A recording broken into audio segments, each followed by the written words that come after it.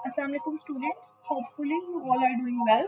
आज का जो हमारा टॉपिक है that is the difference between elements, compounds and mixtures. ये पेपर पॉइंट ऑफ व्यू से भी एक इम्पॉर्टेंट लॉन्ग क्वेश्चन है। फर्स्ट डिफरेंस जो हम डिस्कस करेंगे that is the definition. Element is the simplest form of matter.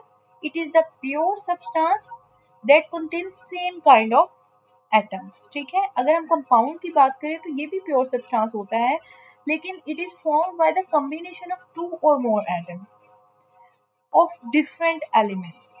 अगर हम मिक्सचर को देखें तो ये इम्प्योर कंपाउंड है, a sample of matter having more than one type of compounds mixed together in any ratio, that is called mixture.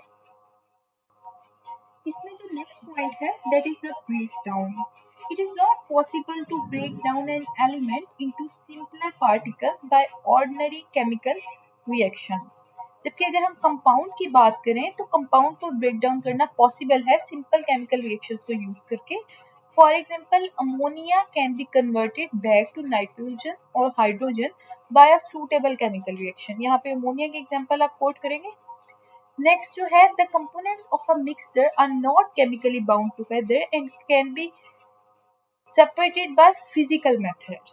इसमें जो main चीज आपने लर्न करनी है कि हम एलिमेंट और कंपाउंड के केस में केमिकल रिएक्शन का जिक्र कर रहे हैं, लेकिन जो मिक्सचर है वो ऑर्डिनरी फिजिकल मेथड से भी सेपरेट आउट हो जाते हैं, जबकि एलिमेंट केमिकल मेथड से भी सेपरेट आउट नहीं होते, लेकिन कंपाउंड जो है वो केमिकल मेथड से सेपरेट आउट हो जाते हैं। से मिलके बना है और इसे सिंबल्स के थ्रू रिप्रेजेंट किया जाता है, जैसे कि सोडियम जो है उसका सिंबल होता है Na और कैल्शियम का जो सिंबल होता है दैट इज Ca।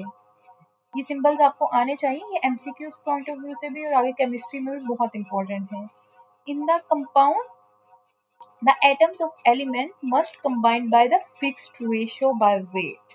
कंपाउंड्स को बनने के लिए फिक्स्ड रेशियो की जरूरत होती है, जैसे कि वाटर है जो कि H2O से मिलके बना है। इसका जिक्र हमने अपने प्रीवियस लेक्चर्स में भी किया था। इसमें हाइड्रोजन के 2 एटम्स होते हैं और ऑक्सीजन का 8 एटम होता है। से कंपाउंड जो होता है वाटर का वो प्रेजेंट होता है। अगर हम मिक्सचर की बात करें तो मिक्सचर जो है होमोजीनियस भी हो सकता है और ये हेट्रोजीनियस भी हो सकता है।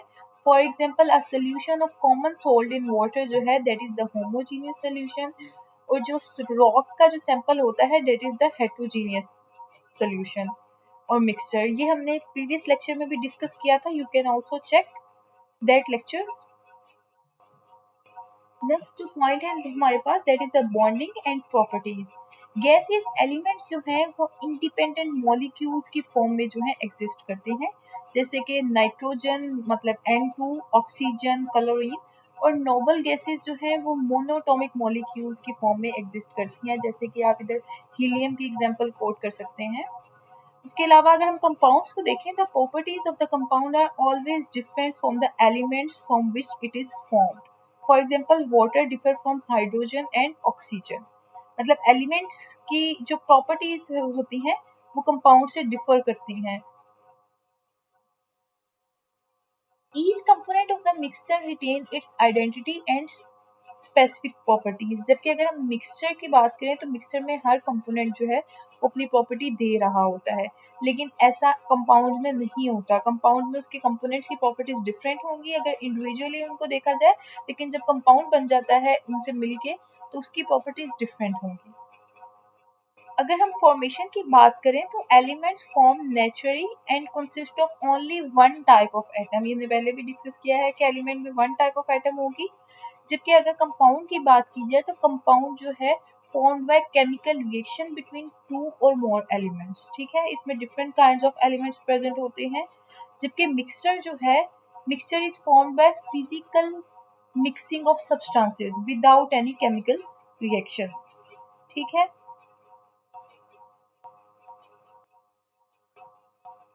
नेक्स्ट आप इसमें मेल्टिंग पॉइंट।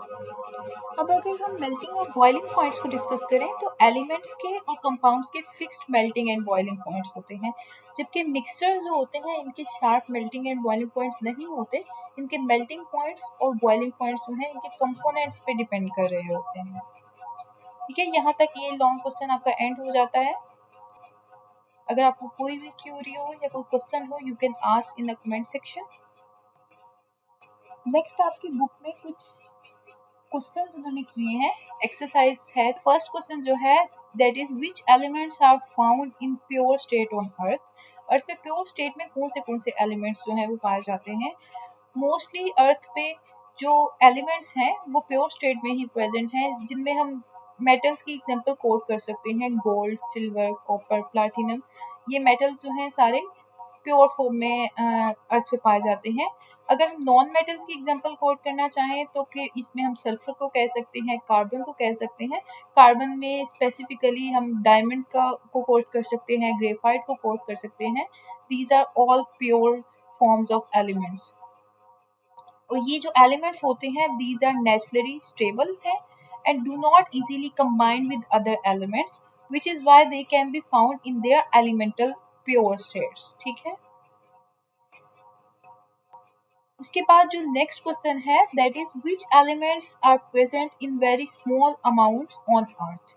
अगर स्मॉल अमाउंट्स में हम बात करें तो कुछ एलिमेंट्स हैं जो ट्रेस अमाउंट्स में प्रेजेंट होते हैं अर्थ पे, जिनमें हमारे पास बहुत सारी एग्जांपल्स आ जाती हैं। आप इजी एग्जांपल्स इसमें से याद रख सकते हैं। रेडियम की एग्जांपल दे सकते हैं, रेडॉन की एग्जांपल दे सकते हैं, पोलोनियम की एग्जांपल दे सकते हैं, प्लूटोनियम की एग्जांपल दे सकते हैं। ये जो इजी एग्जांपल्स हैं आप 2-3 ये याद कर सकते हैं इसमें।